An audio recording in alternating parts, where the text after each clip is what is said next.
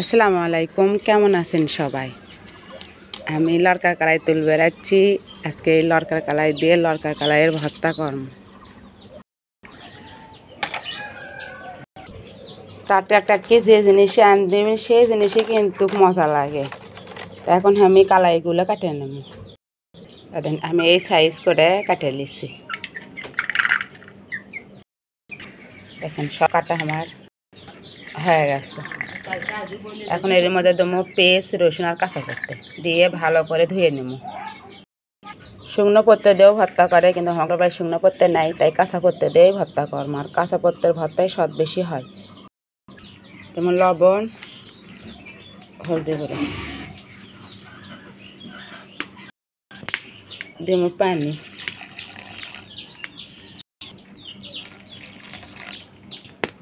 এখন হাঁসেলের পর তুলে দিয়ে জাল দিয়ে সিদ্ধ করে নেব।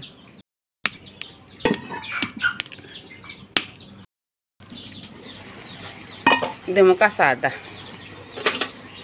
একটু লাড়ে দেব।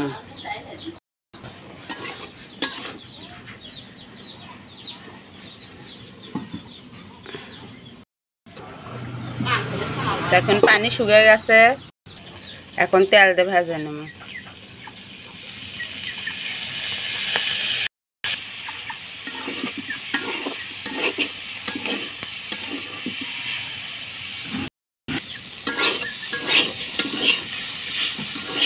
ভাজা ভুজা হচ্ছে, এখন ভর্তা করে নেব। এখন শিলপাটা ডলাডলি করে নেব। তারা ভর্তা করার জন্য এটা আমি কয়টা কাঁচা রসুন দিচ্ছি। আর দেখি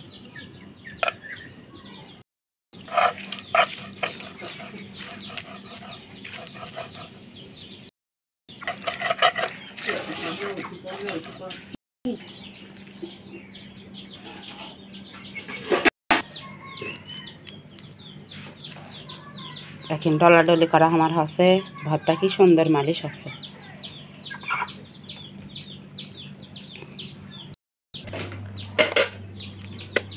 আপনারা চাইলে এর ভিতর কাঁচা পেঁয়াজও কাটে দেবার পারেন, তাই আমি কাঁচা পেঁয়াজ দেবো না, এনকেই ভর্তায় খামো। এটা একটা বাটির মধ্যে তুলে নেব।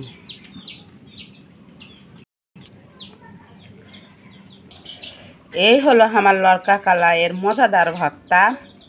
এটা কিন্তু গরম ভাত দিয়ে খেতে সেই স্বাদ লাগবে। তা আপনারা এই কালাই দিয়ে কী কী খেতে পছন্দ করেন অবশ্যই কমেন্ট করে জানাবেন। আর ভিডিওটা একটা করে লাইক দেবেন, একটা করে কমেন্ট করবেন, মন চাইলে শেয়ার করবেন। ভালো থাকবেন, সুস্থ থাকবে। দেখা হবে আবার নতুন কোনো ভিডিওতে। আল্লাহ হাফেজ, আসসালামু আলাইকুম।